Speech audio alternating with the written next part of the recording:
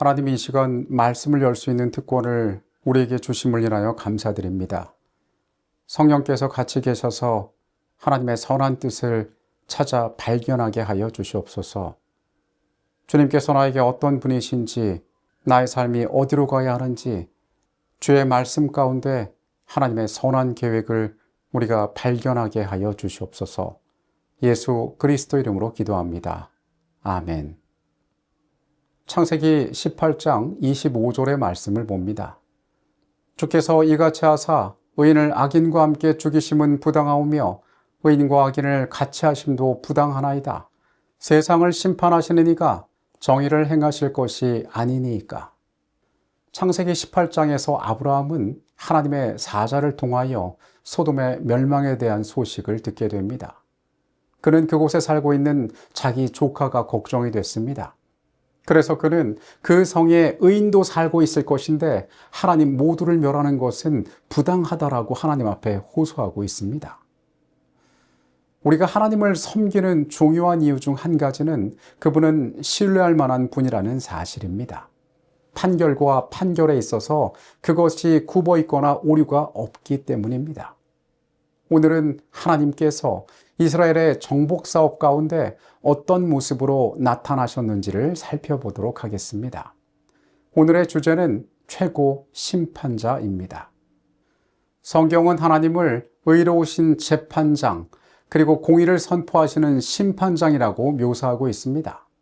말씀은 하나님은 신들의 모임 가운데서 재판하시며 그리고 그가 만민을 공평하게 심판하신다라고 이야기하고 있습니다. 디모데후서는 바울의 생애 마지막 책입니다. 그 마지막 부분에 그가 말하기를 하나님을 의롭고 공의로운 심판자라고 이야기했습니다. 하나님께서 공평하게 이 세상을 판단하신다는 것입니다. 심판의 목적은 의와 불의를 가려내기 위한 것입니다. 악을 심판함으로 선한 이들을 보호하기 위함입니다. 하나님의 성품이 거룩하다는 것은 그분께서 이 죄를 용납하실 수 없다는 것을 의미합니다. 하나님께서는 오래 참으시는 분이시지만은 죄의 결과로 다가오는 사망을 면제하지 않으십니다. 자비 하나님께서 죄악을 존재하고 번영하는 것을 용납하실 수 없다는 것입니다. 그래서 의의 재판관 되신 여호와께서는 이스라엘의 죄이든 가나안 사람의 죄이든 관계없이 모든 죄에 대하여 전쟁을 선포하셨습니다. 우리는 하나님께서 이스라엘이 선하든 악하든 그들의 편에 서셨다고 생각하기 쉬운데 사실은 그렇지 않습니다. 하나님은 누구의 편에 서 계신 것이 아니라 의의 심판자로서 그 자리에 계신 것입니다. 우리가 오해하지 말아야 할 또 다른 중요한 사실은 이스라엘이 하나님의 전쟁에 참여했다고 해서 다른 민족들보다 그들이 더 뛰어난 것이 아니었다는 사실입니다.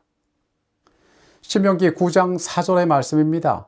내 하나님 여호와께서 그들을 내 앞에서 쫓아내신 후에 내가 심중에 이르기를 내 공의로움으로 말미암아 여호와께서 나를 이 땅으로 인도하여 들여서 그것을 차지하게 하셨다 하지 말라. 이 민족들이 악함으로 말미암아 여호와께서 그들을 내 앞에서 쫓아내심이니라.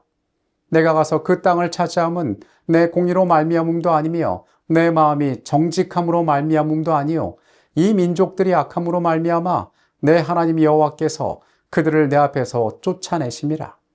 여호와께서 이같이 하심은 내 조상 아브라함과 이삭과 야곱에게 하신 맹세를 이루려 하심이니라. 가나안 땅에서 벌어진 전쟁을 우리가 이해할 때에 이스라엘이 공의로워서 그들의 손으로 심판을 이룬 것이 아니라 하나님께서 의로운 분이기 때문에 그들을 통하여 공의를 이루셨다는 사실을 우리는 깨달을 필요가 있습니다. 신명기 12장의 말씀입니다. 내 하나님 여호와께서 내가 들어가 쫓아낼 그 민족들을 내 앞에서 멸절하시고 내가 그 땅을 차지하여 거기에 거주하게 하실 때에 너는 스스로 삼가 내 앞에서 멸망한 그들의 자취를 밟아 올무에 걸리지 말라.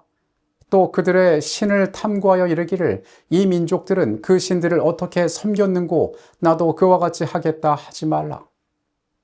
하나님께서는 이스라엘에게 경고하십니다. 내가 지금 너희를 써서 너희를 심판하지만 너희가 그들을 닮고 그들을 배우고 그들과 같이 행동할 때에 너희에게도 동일한 심판이 이르를 것이라고 이야기하십니다. 우리가 말씀의 역사를 살펴볼 때에 하나님께서 이방의 손길을 통하여 그들을 치신 수많은 일들이 있었습니다.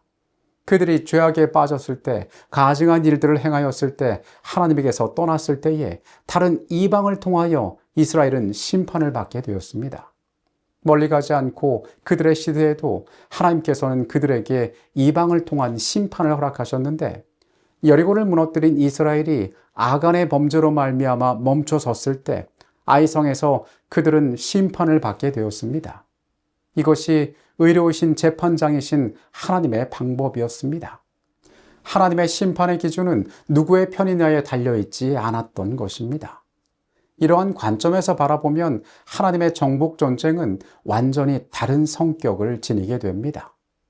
고대부터 많은 나라들은 이웃 나라를 정복하기 위하여 수많은 전쟁들을 치러왔습니다. 하나님이 가나안 땅에서 수행하셨던 전쟁은 고대 세계부터 있었던 인간들의 전쟁과는 그 근본적으로 다른 것이었습니다. 내가 타인의 땅을 약탈하고 그들을 압제 아래 두며 그들을 통하여서 물질적인 욕망을 만족시키려는 자신의 자리를 높이고자 하는 이기적인 목적으로 이 전쟁은 시작되지 않았기 때문이었습니다.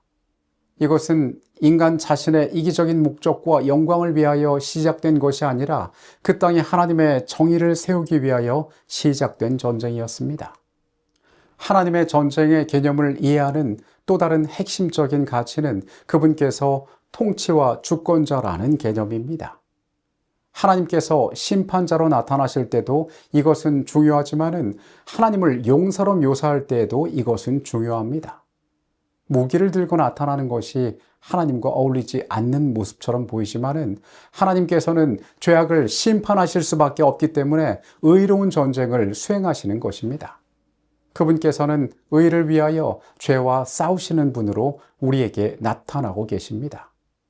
용사로서 여호와는 심판자로서의 법의 통치가 이루어지게 하시고 그것을 세우시고 또한 그것이 지속되도록 하기 위하여 싸우시는 분으로 말씀에 나타나고 있습니다. 이것은 하나님의 성품이 드러나는 부분입니다. 하나님의 나라에는 율법이 있으며 그분은 그것을 수호하시는 분이십니다.